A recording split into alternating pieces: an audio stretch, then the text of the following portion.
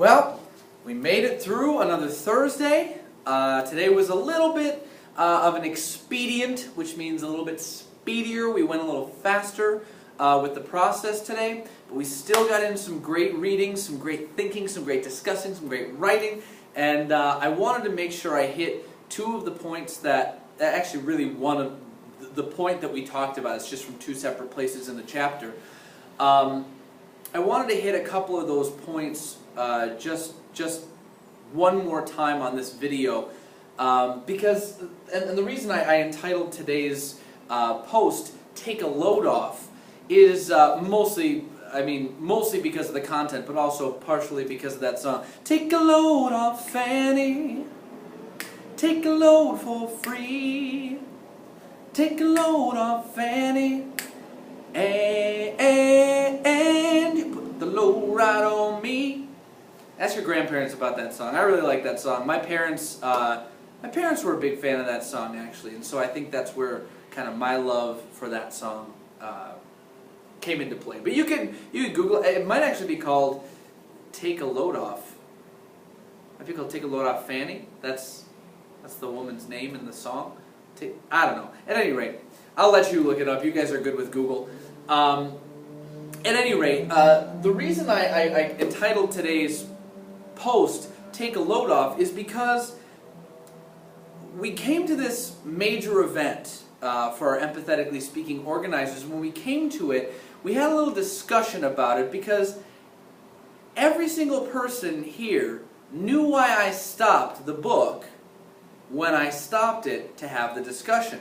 I'm going to read for you from page 210 when this major event happens. This major event is that the All-City Jazz Band decides to make their final concert of the year a benefit for the Alper family. And they get them all riled up because we could raise almost $21,000 for this family. Yeah! Woohoo! Save the peasant family! Personally, I thought my parents were either going to kiss the ground or wring my neck, and I had no idea which. And I asked you the question, you guys knew exactly where I was going with it. I said, why might his parents be angry at the concept that somebody would throw a benefit for the family? And you guys came right in with it, and you said, they don't want anybody up in their business. They don't want people to know they're having a financial crisis. They don't want to seem needy. They don't want to ask for help. They don't want to be beggars. They don't want to be... Interesting. All of those things are super negative. And so I said, okay, interesting. Needing help apparently makes you less than the people around you. It makes you look bad. We have this pride about not wanting to receive help. And I asked you guys this question: how many of you have sat in a classroom and wanted so desperately to get some extra help or to ask a question, to clarify things, or and you just didn't do it because you were worried that it might look like you needed help, and you didn't want other people to know that you weren't perfect in this situation? Kind of like Stephen's worried that his family will react, and we get it confirmed that is how how his dad reacts, at least. We don't get a lot from Mom because she gets sick, but isn't it interesting that we know we're not perfect, we know nobody's perfect, we know we need help sometimes, we know everybody needs help sometimes, and yet we will not share it, ask for it, nothing.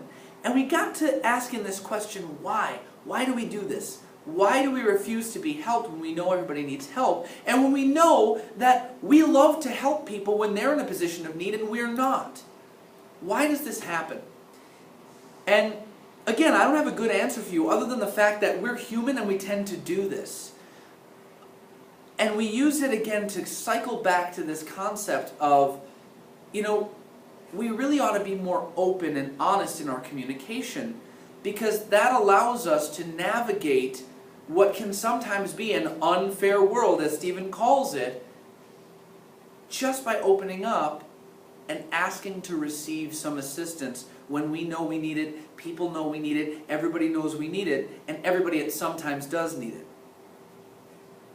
Now, we made this connection a little bit later when we see Stephen with Samantha A little bit later, Samantha, you remember, is the girl that Stephen spent all evening into the early morning with when he accompanied Jeffrey to the hospital. He was talking with her, and he was relating all of these mundane, which means like boring, tired details about his life to her. But because she was a cancer patient who had gotten better and gotten sick again and gotten better and gotten sick again, very much like me, by the way, 2 relapses, which means sick 3 separate times with the same thing. You forget what it's like to be normal, and sometimes we just want to feel normal. Listen to what Stephen says about her. He says, "I always think my life is so massively boring, but she wanted to know every little detail. It was like she was so hungry for a normal 8th grader's experiences that she needed to drink in mine." And we made this connection between the characters and between this overall theme that keeps coming up about needing help versus asking for help versus wanting help. And we made this connection, which is we know what we're supposed to be doing as quality active readers. You know, sometimes in our attempt to be super normal and super perfect, we forget that normal is perfect for some people. For some people, they would kill to just be normal. And we want to think of perfect or super or above average as normal, when really there are people in this life who would love nothing more than to just feel normal or experience a normal day that we would call average, boring, nothing special. And as we're making these connections, what we're starting to notice is that communication is the key for that. Because if Samantha hadn't gone to Stephen and said, "Hey, you know, I heard you practicing, I didn't mean to interrupt you, I just wanted to meet you," what she really meant is, "I just want to interact with somebody my age, and I've heard about you because Jeffrey talks about you all the time, and I need somebody to talk to right now. My family's gone. You know, my dad's out of the picture. My mom's a single mom, so she's off at work. She can't be here with me all the time. My sister's off at college, so she doesn't come. I'm here by myself, and I just want to feel normal." And although she maybe didn't exactly say it, the act of her going to talk to Stephen was very much her saying that. And we can't discount this in our own lives. When we need help, there's no shame in needing help. There's no shame in asking a question. And a lot of times, we even talked about this, a lot of times if we're relating back to the classroom experience, if you do raise your hand to ask for help or ask a question, how many times have you been that person, the only person raising your hand, and you're like, whatever, I know I'm going to look stupid or whatever, but I have to ask this question because I really don't get it. You raise your hand and you have that courage and you ask that question. And what happens? 3 or 4 other people go, "Yeah, what was that all about? Yeah, I didn't understand that either." See, when we open up, we can actually find this place of connection that we didn't know existed previously just by the act of admitting, I'm not perfect, I'm a human, I need to understand, connect, and communicate. Wonderful stuff, guys. Don't forget, I post a lot of resources below these videos. It's not just all about the videos. You've got your afterburn from today, in which I asked you about why both Jeffrey and Samantha seem to think that Stephen is qualified to be this brave, or to be this person who allows them to be brave, or who allows them to be people, who allows them. What is it about this new development in Stephen's character, which is very different from what we saw before?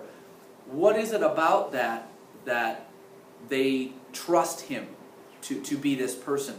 And again, I mentioned that afterburn that we had after our class today, because your fire journals are in fact due tomorrow. It's 9 posts, or 9 entries, and it's just the ones that began this quarter, which means with Drums, Girls, and Dangerous Pie. I'm not worried about the ones since our last check that happened in other quarters, so don't worry about them. But they're all below, just like the vocab, just like your events for empathetically speaking. Make sure you're keeping up with your responsibilities, because we're going to probably be finishing the book on Monday and doing some activities with that as we close it up and move into our final exam project. Okay? Have a great day. Have a safe day. Looks like a good weather day, even though it kind of looked a little gray this morning. The Bills are drafting tonight and maybe making a trade up. I don't know, but I'm really excited about today. Really excited about finishing this book. Have a great day. I'll see you tomorrow.